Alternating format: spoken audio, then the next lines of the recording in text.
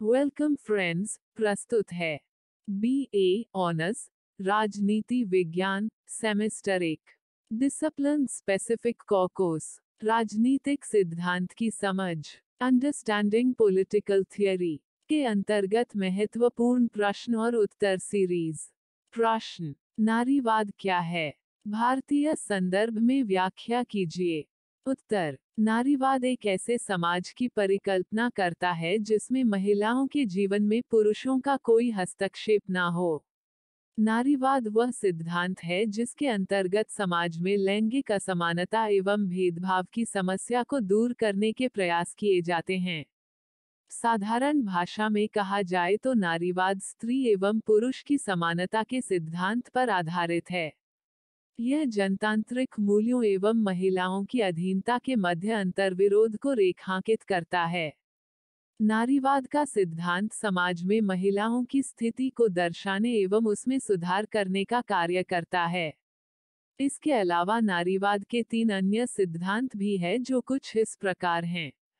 महिला सशक्तिकरण, स्वायत्तता, सार्थक जुड़ाव। महिला सशक्तिकरण। महिला सशक्तिकरण वह व्यवस्था प्रणाली है जिसके अंतर्गत महिलाओं को सामाजिक रूप से शक्तिशाली बनाने की प्रक्रिया को बढ़ावा दिया जाता है।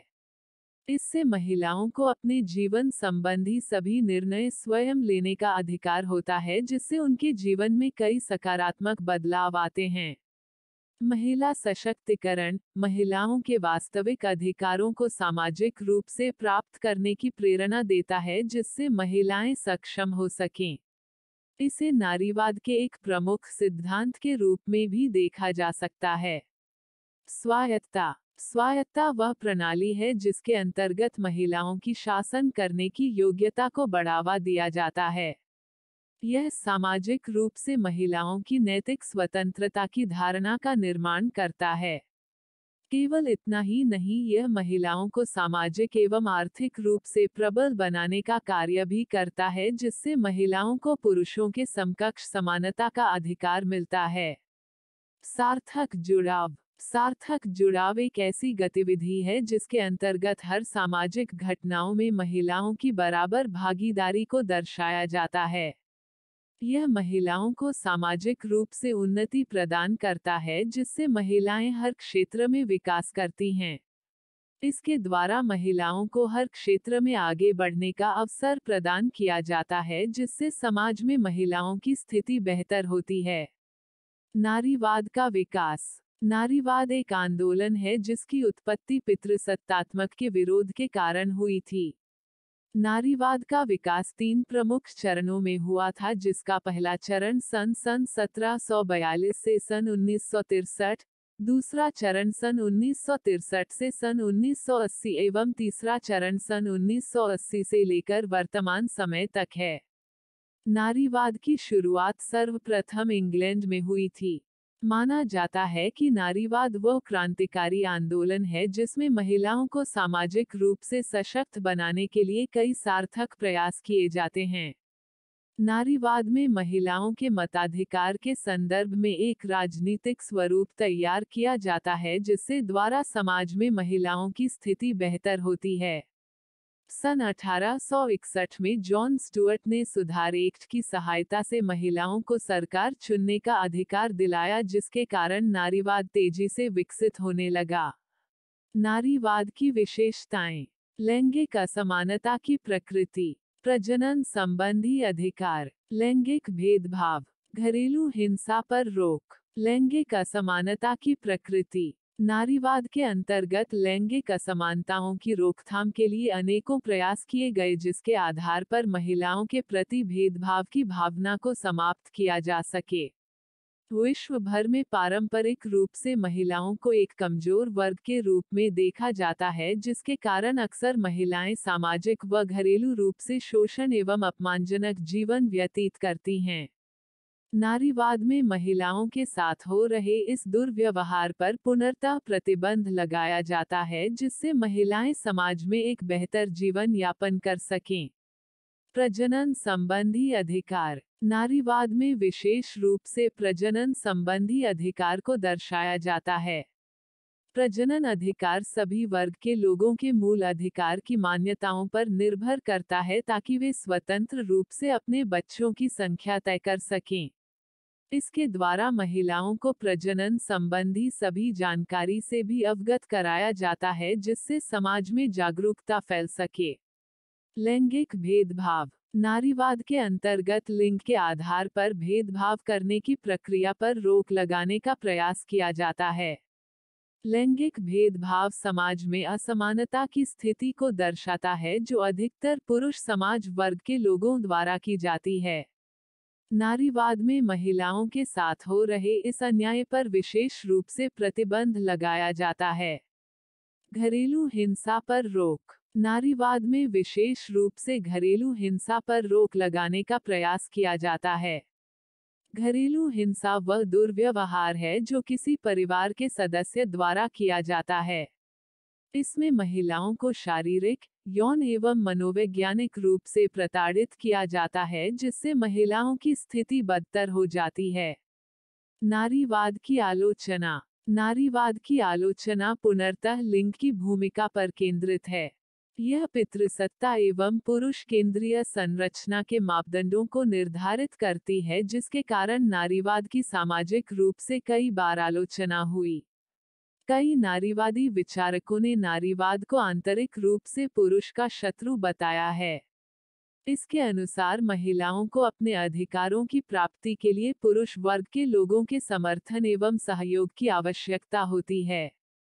नारीवाद महिलाओं को प्रजाति एवं सजातीय के संदर्भ में विभाजित करता है जिसका केंद्र अधिकतर अफ्रीकी महिलाएं एवं अश्वेत महिलाएं होती हैं। नारीवाद का सिद्धांत वास्तव में एक आंदोलन का सिद्धांत है जो समाज में सकारात्मक प्रभाव के साथ साथ कई नकारात्मक प्रभाव भी डालता है। नारीवादी विचारकों का मानना है कि नारीवाद ग्रामीण क्षेत्र की महिलाओं एवं निम्न वर्ग की महिलाओं से कोई विशेष संबंध नहीं रखता। इसके अलावा नारीवाद परिवार एवं विवाह जैसे संबंधों को भी नकारता है जो सामाजिक दृष्टि से उचित नहीं है। भारत में नारीवादी आंदोलन। भारत में नारीवाद आंदोलन महिलाओं को एक समान राजनीतिक, सामाजिक एवं आर्थिक अधिकारों के अवसरों को प्रदान करने के उद्देश्य से आरंभ किया गया था। भारत में हुए इस आंदोलन की मदद से महिलाओं को कई प्रकार के अधिकार दिलाए गए। यह एक ऐसी संकल्पना है जो भारतीय समाज में महिलाओं की स्थिति को बेहतर करने का प्रयास करता है। इसमें पुरुषों के समान ही महिलाओं को भी शिक्षा के बराबर अधिकार दिए जाते हैं। भारत में नारीवादी आंदोलन को महिला आंदोलन के नाम से भी जाना जाता है। यह एक ऐसा आंदोलन है जिसके कारण महिला सशक्तिकरण की विचारधारा को वैश्विक रूप से बढ़ावा मिलता है। भारत में हुए इस नारीवादी आंदोलन के कारण घरेलू रूप से महिलाओं की स्थिति को मजबूती देने के बल पर कार्य गया था। इसके साथ ही सामाजिक रूप से महिलाओं को अधिक सुविधा देने का भी प्रयास किया गया। नारीवाद के कारण भारत में महिला आरक्षण की मांग में तेजी से वृद्धि हुई जिससे प्रभावित होकर भारत की अधिकांश महिलाएं आरक्षण का समर्थन करती हैं। नारीवाद आंदोलन ने भारत में महिलाओं की स्थिति को सुधारने के लिए कई संभव प्रयास किए जिससे महिलाओं की स्थिति सामाजिक रूप से बेहतर हो सके। इसके अलावा नारीवाद आंदोलन से प्रभावित होकर महिलाओं ने कई आंदोलनों में भी भाग लिया जो कुछ इस प्रकार है। चिपको आंदोलन, नक्सलवादी आंदोलन, ताड़ी विरोध, दहेज विरोध। चिपको आंदोलन। भारत में सन 1970 में महिलाओं ने चिपको आंदोलन में एक महत्वपूर्ण भूमिका निभाई जिसका उद्देश्य बड़े स्तर पर पेड़ों की कटाई को रोकना था। इस आंदोलन में महिलाओं ने सरकार के विरुद्ध आंदोलन किए जिसके फलस्वरूप सरकार को पेड़ों को काटने के आदेश पर रोक लगानी पड़ी। नक्सलवादी आंदोलन। नक्सलवादी आंदोलन पश्चिम बंगाल के भूमिहीन किसानों द्वारा संचालित किया गया जिसमें महिलाओं ने भी बढ़ चढ़कर हिस्सा लिया। ताड़ी विरोध। ताड़ी विरोध की शुरुआत दक्षिण भारत के आंध्र प्रदेश में हुई थी। यह महिलाओं द्वारा संचालित किया जाने वाला एक आंदोलन था जो सन 1980 से 1990 के मध्य तक चला। भारत में हुए इस आंदोलन के कारण महिलाओं को एक नई पहचान मिली। दहेज विरोधी। सन 1980 में महिलाओं ने घरेलू हिंसा एवं यौन उत्पीड़न के खिलाफ कई क्रांतिकारी आंदोलन किए, जिसके परिणामस्वरूप समाज में महिलाओं की स्थिति बेहतर हो सकी। इसके अलावा दहेज प्रथा के विरोध में कई महिला संगठनों ने भी अपनी आवाज बुलंद की, जिसके कारण सरकार को 1986 में आईपीसी की धारा दहेज विरोधी अधिनियम 498 को पारित करना पड़ा। निष्कर्ष। नारीवाद के कारण आधुनिक युग में महिलाएं न केवल अपने अधिकारों के लिए लड़ रही हैं, बल्कि समाज में एक नई पहचान भी स्थापित कर रही है। वर्तमान समय में महिलाओं के लिए समान अधिकार पाना वास्तव में चुनौतीपूर्ण है। कई नारीवादी विचारकों का मानना है कि आज भी समाज में शिक्षित वर्ग एवं अशिक्षित वर्ग की महिलाएं सिमटी हुई हैं। आधुनिक युग में नारीवाद का महत्व कई देशों व राज्यों में अत्यंत महत्वपूर्ण है। तो कुल मिलाकर इस प्रस्तुति में हमने नारीवाद के सिद्धांत, विकास, उसकी विशेषताएं व आलोचना के प्रमुख बिंदुओं के बारे में जानकारी प्राप्त की। प्रस्तुति समापन। आपका धन्यवाद। Disclaimer: This notes has been made after a lot of research, yet the accuracy of the answers may vary. The author assumes no responsibility or liability for any errors or omissions in the content of this notes.